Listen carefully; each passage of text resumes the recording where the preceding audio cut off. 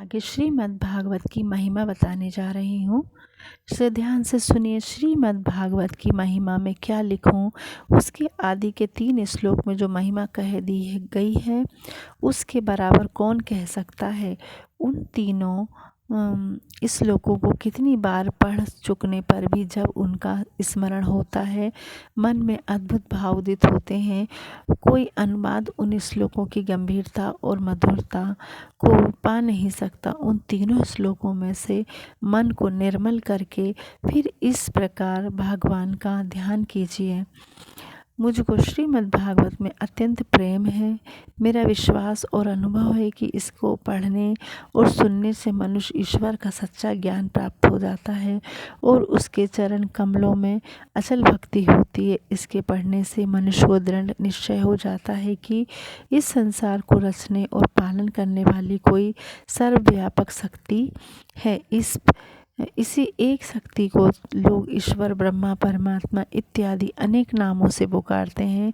भागवत के पहले ही श्लोक में वेद व्यास जी ने ईश्वर के स्वरूप का वर्णन किया है कि जिससे इस संसार की सृष्टि, पालन और संहार होते हैं, जो त्रिकाल में सत्य है, अर्थात जो सदा रहा भी है और भी रहेगा, जो अपने प्रकाश से अंधकार को सदा दूर रखता है। उस परम सत्य का हम ध्यान करते हैं। उसी स्थान में श्रीमद् भागवत का स्वरूप भी इस प्रकार से संक्षिप्त में वर्णित है कि इस भागवत में जो दूसरों की बढ़ती देखकर ढा नहीं करते, ऐसे साधु जनों का सब प्रकार के सर्वार्थ से रहित परम धर्म और वह जानने के योग्य ज्ञान वर्णित है, जो वास्तव में सब कल्याण का देने वाला और भौतिक, अधिवैतिक और आध्यात्मिक इन तीनों प्रकार के तापों को मिटाने वाला है।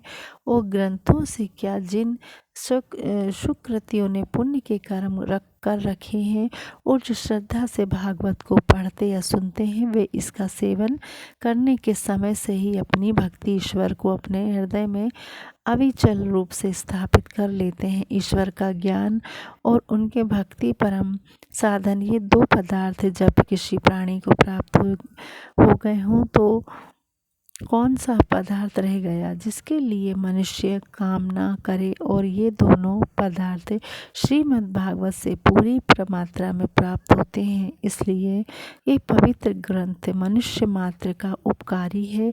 जब तक मनुष्य भागवत को पढ़े नहीं और उसकी इसमें श्रद्धा ना हो, तब तक वह समझ नहीं सकता कि ज्ञान, भक्ति, वैराग्य का यह कितना विशाल समुद्र है। भागवत के पढ़ने से उसको यह विशाल ज्ञान हो जाता है कि एक ही परमात्मा प्राणी में बैठा हुआ है। और जब उसको यह ज्ञान हो जाता है, तब वह अधर्म करने का मन नहीं रखता, क्योंकि दूसरों को चोट पहुंचाना अपने को चोट पहुंचाने के समान हो जाता है। इसका ज्ञान होने से मनुष्य सत्य धर्म में स्थिर हो जाता है और स्वभाव से ही दया धर्म का पालन करने लगता है और किसी अहिंसक प्राणी के ऊपर वार करने की इच्छा नहीं करता। मनुष्य में परस्पर प्रेम और प्राणियों के प्रति दया का भाव स्थापित करने के लिए इससे बढ़कर कोई साधन नहीं है। वर्तमान समय में जब संसार के बहुत अधिक भागों में भयंकर युद्ध छिड़ा हुआ,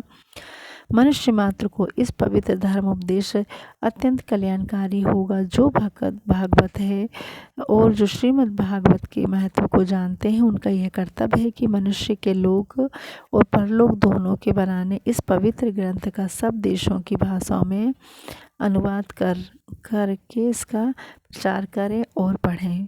धन्यवाद।